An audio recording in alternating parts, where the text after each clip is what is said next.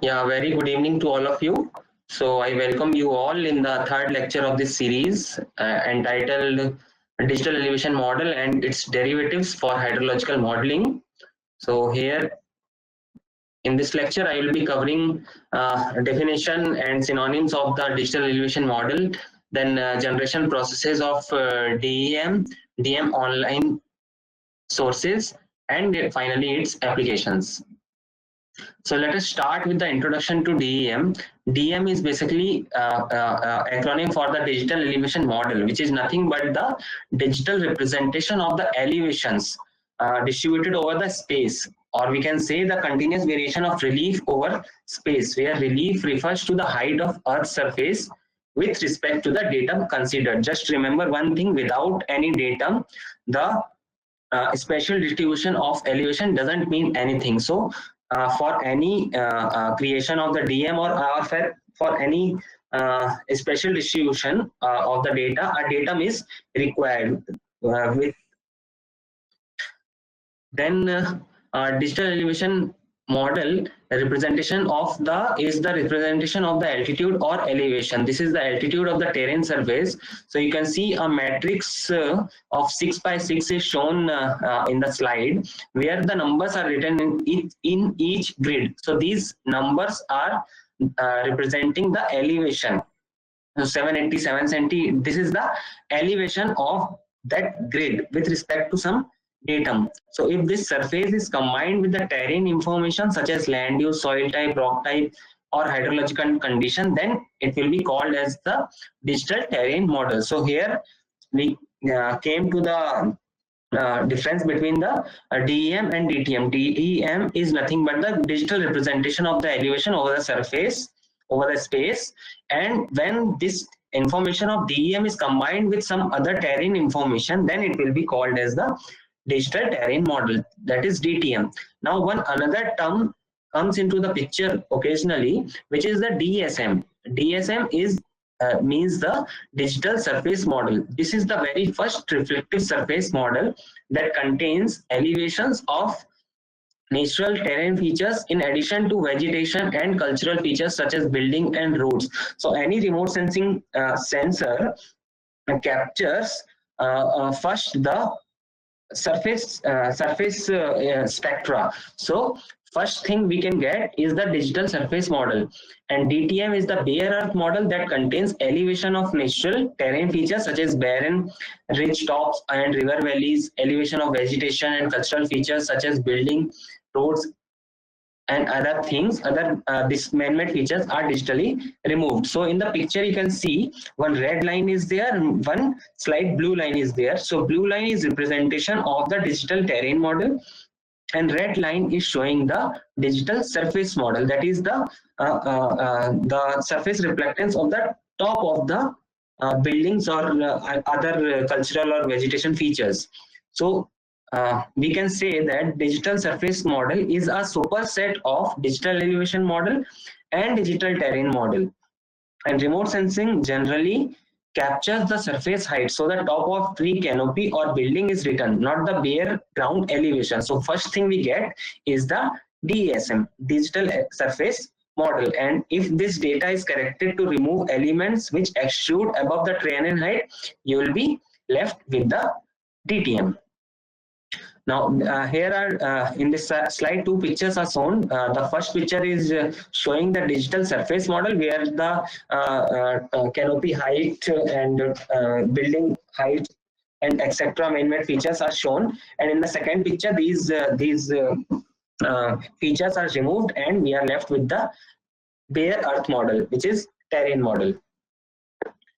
And DTM and DEM, like other vector data, it is not having any scale, but it is having a spatial resolution. Spatial resolution of digital elevation model depends on the spacing between different grids or the different control lines. So here we can say see that the in first picture it is the high resolution DTM, where the spacing between the contour lines or grid points are very less in comparison to the second picture, which is a low resolution DTM. Here we have seen our river network, river channel in low resolution DM and high resolution DM. The first picture, it is showing the low resolution where the picture is a slight blurry because the grid size is more, and in second picture grid size is less, so it will be a high resolution DEM. So what is the objective to define these things? Let us see this example. Here two pictures are shown. First is the high resolution 30-meter cell size, and second is the lower resolution 100-meter cell size. So we can see in the circle a river reach is visible in 30-meter spatial resolution DEM, and however it is not visible in the 100-meter spatial resolution data. So it depends on the objective for what you are creating or you are processing the digital elevation model. So it depends on the application which spatial resolution data you have to use. Now comes to the data structure. DEM can be categorized into two main type of data structure. First is the grid structure, which is a matrix kind of system. So square matrix or rectangular matrix kind of system where the different grids are there, and each grid is having some digital number, which is the representation of the elevation. And the another data structure type is the tin structure, triangulated irregular network, where XYZ elevation at XYZ coordinates at surface specific points of terrain are recorded. And in grid structure, the elevation for each node of grid is recorded. So the difference is there only. All undulations of terrain can't be covered in a cell size of grid in the grid structure type. However, in tin, it represents more true surface. So tin is always better than the grid structure, but it is very difficult to create the tin type of data structures. Now, various methods for collecting the DEM data can be grouped as spot heights, stereo images, and remote sensing techniques. So spot heights are generally the surveying type of techniques. I'll explain in later slides. So here we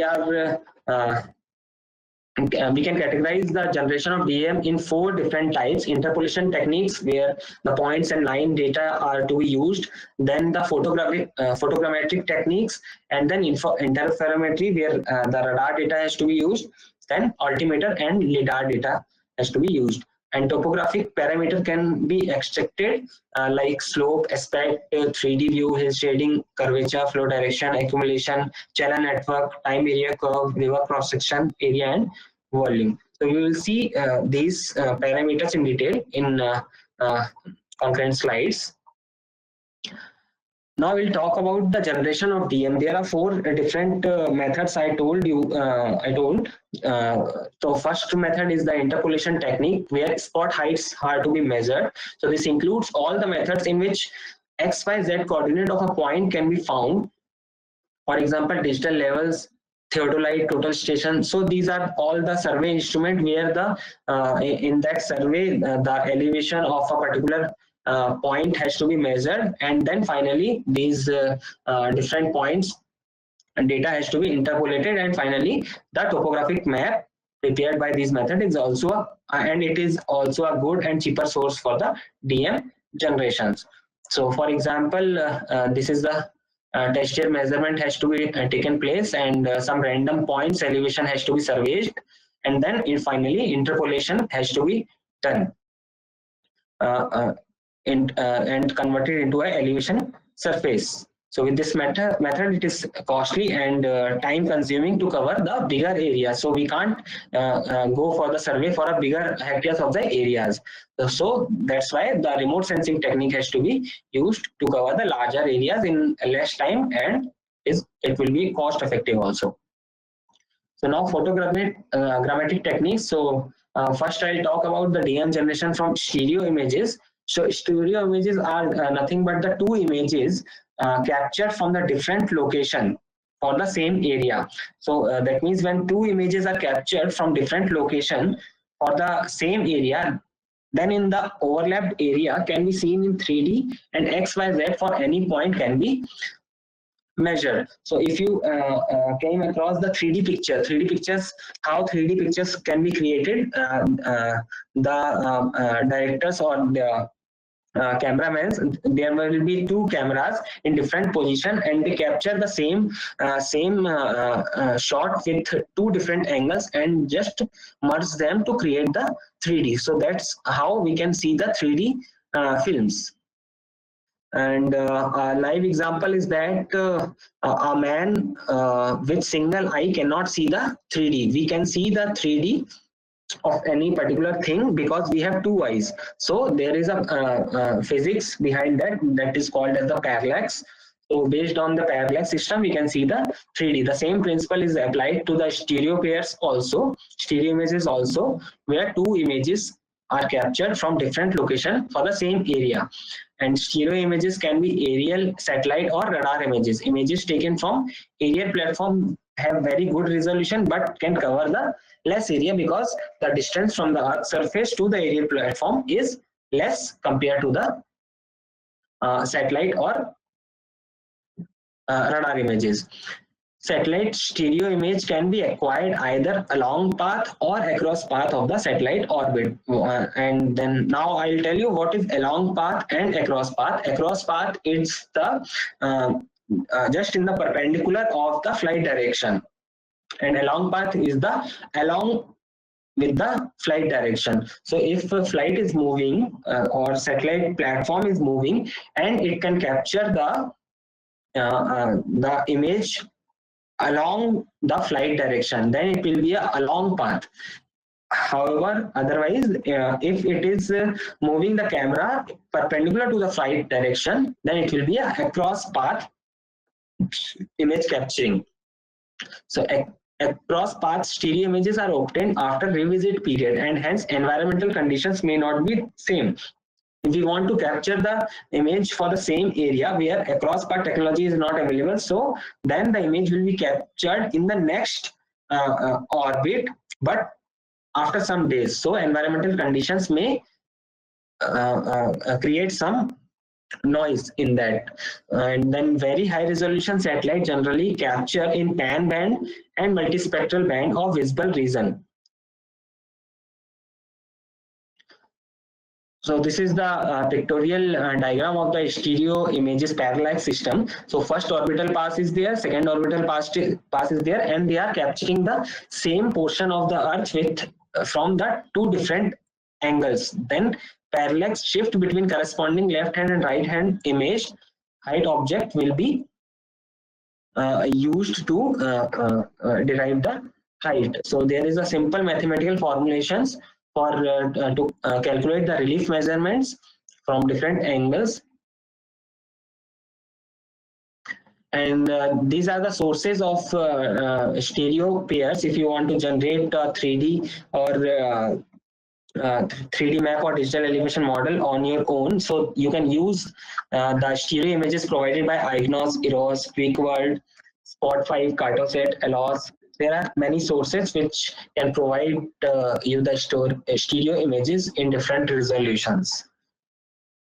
Now comes to the third technique, which is the radar interferometry. The principle is more or like same. In interferometry also two images are taken from different vantage points of the same area, and that slight difference in the two images allows us to determine the height of the surface. So here the signal is transmitted from platform. There are two sensors, excuse me, two sensors installed. One is the this transmitter and receiving sensors, so are distance meter apart.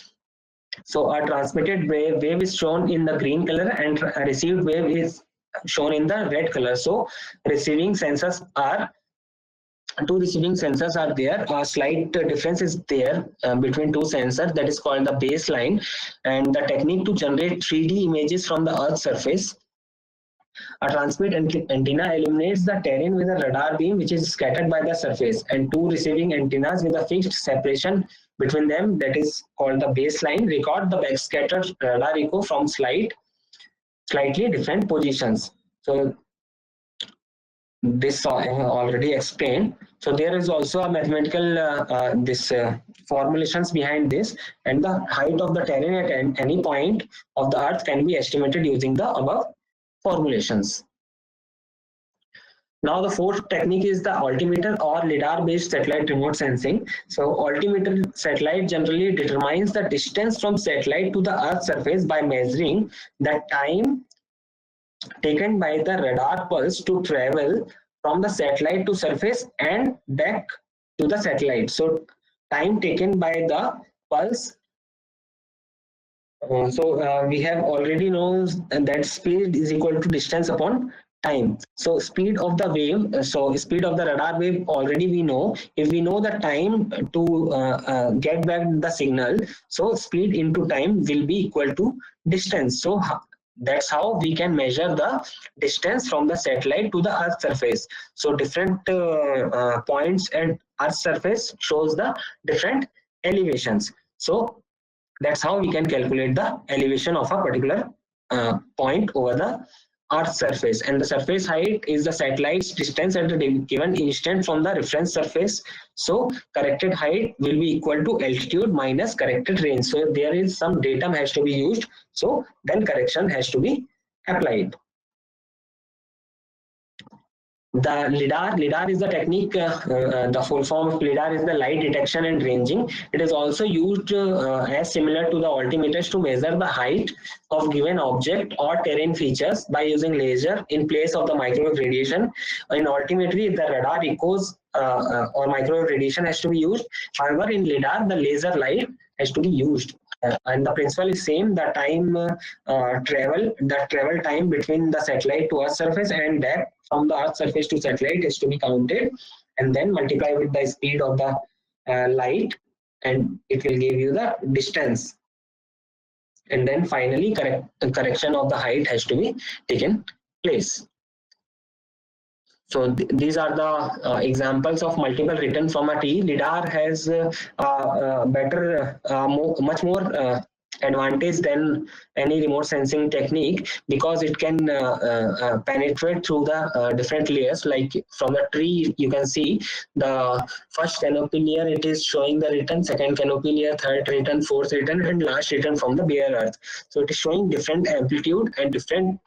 So the tree canopy or the branch height also can be measured. This is a picture of the lidar data, and the lidar data is will be of very high resolution because of the less height from the Earth's surface. The platform is much closer to the Earth's surface. Now comes to the data DEM data sources. So there are various type of different sources from where DEM can be downloaded. So let's say, for example, Cartosat will gives you the spatial resolution of 30 meter DEM. SRTM gives 30 meter and 90 meter. Aster gives 30 meter. NED 3 meter, 10 meter, 30 meter, and 60 meter, but it is only for the United States. GMTD, it is global 225 meter, 450 meter, 1 kilometer. These are all the free sources from where you can download the DEM. And JAXA, Spot, GTOPO 30, NOAA, Globe, TandemX based on the radar, this interferometry. That's why the resolution is very high, 5 meter, and Open Series elevation map. From the Survey of India. So these are the main sources from where you can download the DEM. Several other sources are also there. There are a long list for the sources, and it depends on the objective for which objective you are using the DEM and what resolution you want, what will be the accuracy level. So there are several criteria you have to finalize before going for a particular source. Now comes to the terrain parameters, that means the DEM derivatives and watershed delineation. So several type of terrain variables which can be extracted from the digital elevation model, like height, slope, aspect, upslope area, flow length, upslope length, profile curvature, plan curvature, and visibility. And in this table, importance is also given, like this aspect will be useful to assess the insolation, temperature, vegetation, soil characteristic, moisture, visibility. Slope will be useful to analyze the water flow, flooding, erosion, travel cost, construction suitability, geology, insulation, soil depth. So these all are parameters are closely attached to each other. So we'll see these parameters one by one. And let me tell you first, before discussing the terrain parameters, the errors in DMs. So there are several errors in DMs where you can download the DM freely available from different sources. So there are several type of errors are there. So most common variety of the errors are sinks and spares. So sinks occur where a very low elevation relative to surrounding cells is entered, and spires occur when a very high elevation relative to surrounding cells is entered. So both appear as tightly pegged contours. So better to remove these type of errors before proceeding ahead. So how to remove these errors? So sync can be, for example, sync is showing the very low resolution related to the surrounding cells. So what we can do, the surrounding cells, suppose 9 by 3 by 3 matrix is there, and center pixel is showing the low resolution, the lower elevation value. So what we can do, the lowest value from the surrounding pixels is to be filled at the place of the sink, and similarly in spares, the highest value in the surrounding pixel has to be fixed in the middle pixel to remove the spares and sinks. So first error removal has to be takes place before derivation of any terrain parameters. Now comes to the very first raw parameter of the which can be derived from the DM is the slope. Slope controls the flow distribution and movement, land utilization, and watershed behavior. And in water resources aspect, we can say that the slope is playing very dominated role, because the if slope is more, flow velocity is more, hence the flood water drains quickly, results in higher peak discharge, reduces the infiltration, increases the soil transportation. So slope is very important, and it can be calculated locally using a neighborhood function based on a moving 3 by 3 window. So we can see a matrix here. So center pixel is designated as 0, and 111 is in 4 pixels, surrounding 4 pixels, 111 is written. It is the distance from the pixel to pixel, and however the diagonal pixel, it is representing as 1.41. So under root 1 square plus 1 square, that means under root 2, 1.414. So diagonally, the grid spacing is 1.414 meter. However, longitudinal or lateral, the grid size is only 1 meter. So slope has to be calculated as the elevation of one grid point minus elevation of a second grid point divided by the distance between the grid point, horizontal, vertical, or diagonal. So steepest slope are to be used. Now this already I explained. Slope is rise or run. So rise divided by run. That means the rise means elevation difference. Run is the horizontal this planimetric distance, grid size. Like for example, these in first matrix the elevations are shown. In second matrix the slope calculation has to be is shown. The middle pixel is showing 0, and the farthest left pixel 340 minus 332, it is 8 divided by 42.47, because the here the grid size is 30 meters, so 30 into 1.41, it is 42.47. So that's how the slope is calculated, and this is the classified slope map. Now comes to the aspect, the second important parameter, it is the compass direction that a slope faces. So for example, a slope on the eastern edge of the mountain toward the Great Plains is described as having an easterly aspect. Similarly, a slope which falls down to a deep valley on its western side and a shallower one on its eastern side has a westerly aspect. So generally, the aspect is expressed in the azimuth angle. So that means the angle from the north direction. So easterly aspect, westerly aspect, southerly aspect. So it is generally expressed in the azimuth angle and angle calculated from the azimuth north. And aspect can have a strong influence on temperature. The aspect of a slope can make very significant influence on its local climate, or we can say the microclimate. For example, because the sun rays are in west at the hottest time of the day in the afternoon, in most cases a west facing slope will be warmer than a sheltered east facing slope. And this is the aspect map of the watershed. And these are all the derivatives created from the raw digital elevation model only. Then the flow direction, there are two types of algorithm has to be used to calculate the direction of flow. First is the D8 algorithm. So that means the 8 directions are shown: 1, 2, 4, 8, 16, 32, 64 and 128. So 1 represents the eastern direction. So then slope already we have. So D8 algorithm, or we can say that the direction of steepest descent, the principle of direction of steepest descent has to be applied to in the D8 algorithm to calculate the flow direction. So slope has to be calculated and steepest one has to be taken as the flow direction. There is another algorithm which is called as the D infinity algorithm.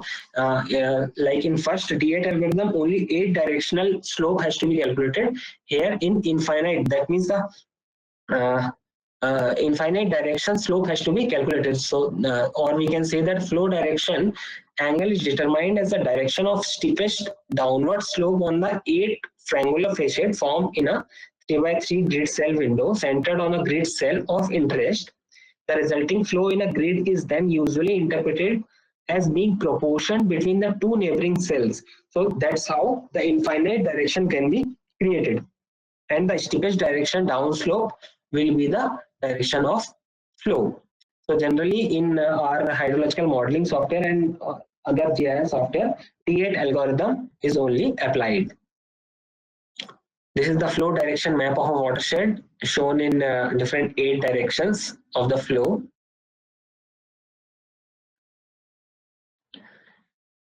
And with the help of flow direction, we can calculate the flow accumulation. So in the first top picture, it is showing the flow direction in terms of the number 1, 2, 4, 8, 16, 32, 64 and 128. It is showing the direction. So assign the value to indicate the direction of flow. Then for each cell, determine the number of cells upstream from the that means the contributing area of a particular grid cell has to be identified, and then adding the number. So cumulative number, that means the at particular grid point how many grids are contributing to that grid. So that is called the flow accumulation. Like in right hand side, very right picture, flow accumulation grid has to be shown. So the boundary pixel is 0, 0 or 1, 1. And the middle picture, grids are showing as 3, 2, 2. That means the where the 3 is written, 3 pixels are contributing for that pixel. 2 means 2 pixels are contributing that pixel. So finally, in cumulative way, at the down 24 is written. That means at that grid point, cumulatively 24 pixels are contributing. So that's how the flow accumulation map has to be prepared. And after this setting a threshold for the minimum value of flow accumulation, which defines a stream, we can arrive for the stream network. Suppose the stream threshold of 5 has to be applied, then 11, 15, 24, this is only the stream, the part of the stream network. So this is the flow accumulation map, where the different classes of flow accumulation, that means the classes, it is written like the first gray color is showing the 0 to 1000. That means the 0 to 1000 number of pixels are contributing to that point. And after the thresholding, the stream network extracted from the flow accumulation map. And the red line is showing it is the main stream after a greater threshold. Then stream ordering can be done. So there are two different techniques to order the stream, strealer and stream. So generally we are using the strealer, where the two first order streams joins together to create a second order, and second order and first order streams joins together to continue the second order streams. Only the when two similar order streams joins, then only the order will be increased by 1. Otherwise, the order will remain same.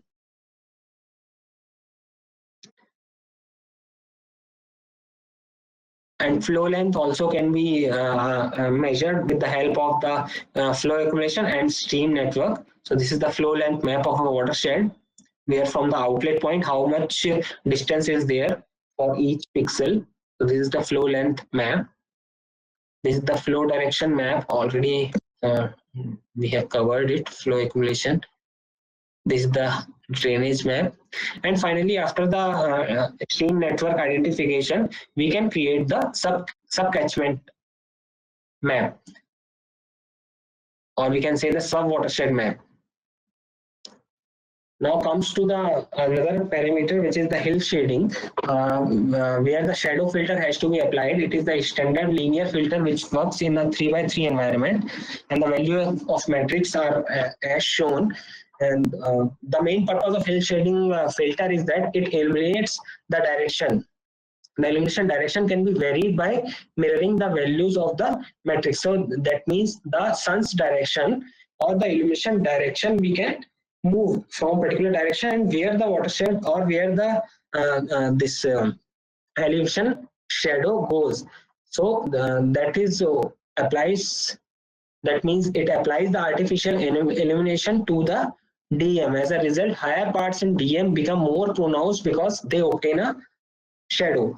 In different software like ArcGIS, IIRS, we can have the option for the illumination sources, and it can be changed also. And for example, this is the first picture. It is showing the digital elevation model, and in second part it is showing the shadow image. So illumination direction, if it is kept as the northwestern, so how the shadow moves, and if we can move the illumination direction, the shadow also moves. So it is basically for the this identification of the critical area for installation of some field instruments or some special type of varieties of crops has to be shown. So this is for that purpose only. So this is the hill shading map. Then the curvature of terrain, there are three types of curvatures: convex, concave, and flat. So the Laplace filter has to be applied, which is a standard linear filter which works in a 2x3 window, and the value of matrix are 1 except the central pixel, which is -8. And convex convex sorry, convex means the negative value. That is that means the it is where the curvature is convex, the flow accumulation will not be takes place. Where the concave type of curvature is there, though, so flow accumulation takes place on that area. However, flat areas or uniform slopes obtain 0 values.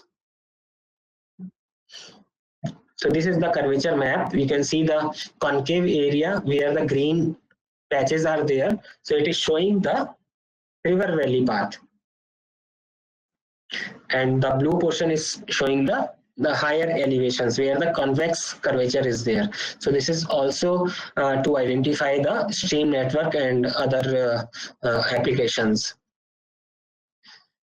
And whatever derivatives I explained, this is obtained from only raw DM and GIS environment. Some other DM derivatives are also there, which is mainly for the purpose of the applications in water resources. So first is the compound topographic index, also called as the CTI.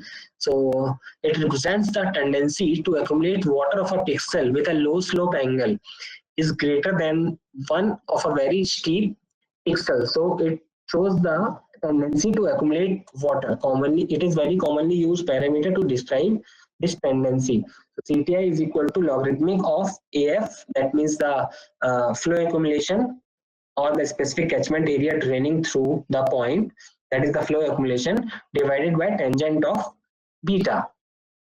And it is also called sometimes as topographic moisture index or wetness index. And for the same contributing area, CTI is higher for the pixels with lower slope. Why? Because the tangent of theta is low, so CTI will be higher, where the flow accumulation remains constant. This means CTI primarily reflects the accumulation process. So where low slope area is there, flow accumulation tendency is more. And the other parameters are stream power index and sediment transport index. Stream power index is used to reflect the erosive power of the terrain, and that is the multiplication of flow accumulation into tangent of beta. However, sediment transport index, it is to reflect the erosive power of overland flow. It is also a function of flow accumulation and signage of beta slope.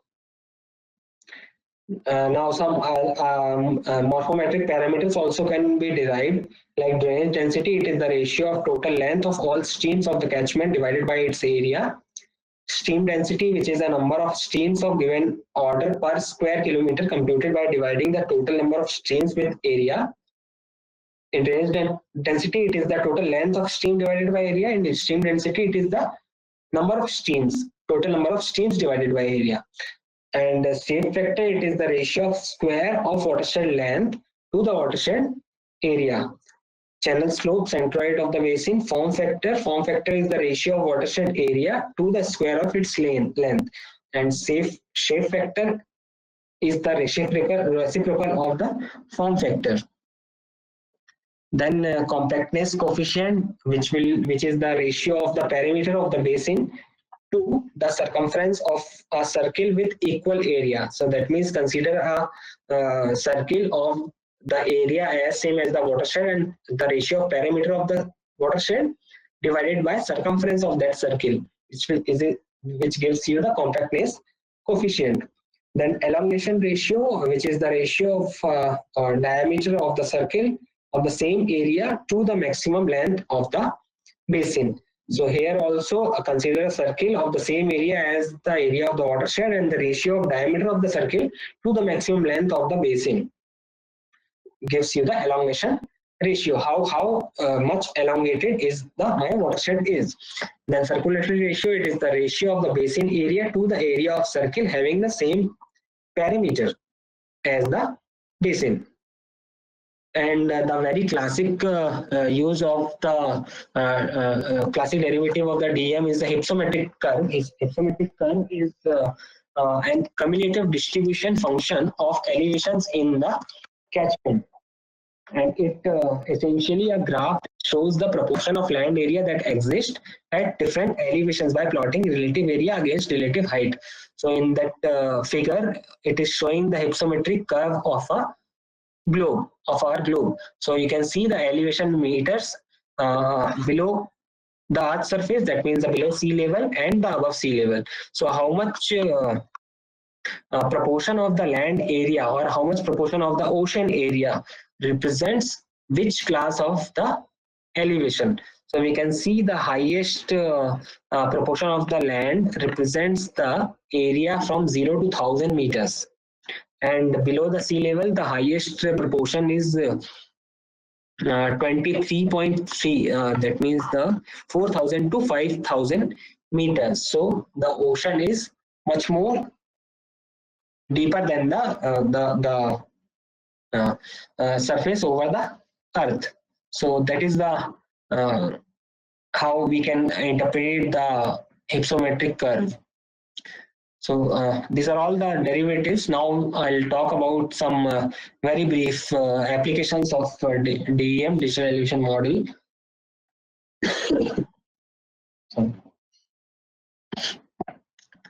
orthophoto production and topographic mapping. DM is needed for ortho-rectification of an image. The process of removing the effects of sensor tilt and relief to obtain a photographic map with uniform scale. So ortho-rectification, if you might have heard this word, or ortho-rectification, that means the rectification of any image from the geometric point of view. So DM is very much required to ortho rectify any kind of image or other thematic image like land use or soil map and other thematic maps, so which can be ortho rectified with the help of digital elevation model. And then comparison of drainage maps. So drainage maps or topographic maps, like topographic maps which has to be supplied by Survey of India or other old topographic maps, so in which the drainage maps are mapped. So DEM can be used to recheck these drainage lines by using the digitization techniques and other GIS techniques, and overlay the old map to the newer map and just change the maps accordingly. Then hydrological and flood modeling. DEM is the very primary, or you can say the building block of any type of hydrological model. So without DEM, we can't set a hydrological or flood model. So this is the very basic input parameter. Visibility analysis also can be done. This is the 3D pictorial view. If you see, you have came across the Google Earth, so you can rotate the viewer angle in the Google Earth also. So that's how we can do the visibility analysis using a digital elevation model. Without the 3D picture of the land area, we can't use this functionality. Then surface draping, it is a very beautiful application. Suppose we have the rainfall map and the digital elevation model we have, and we want to see the rainfall pattern according to the different elevation areas or different slope areas. So we can just drap or overlay the rainfall map over the DEM. So that drapped image will be the combination of rainfall data over the elevation profile. Similarly, perspective view of the DEM also can be generated, where the FCC, this false color composite image, can be draped over the digital elevation model, and the 3D representation of the different natural or other cultural features also can be created. So that's all from my side. That's the time of discussion. So if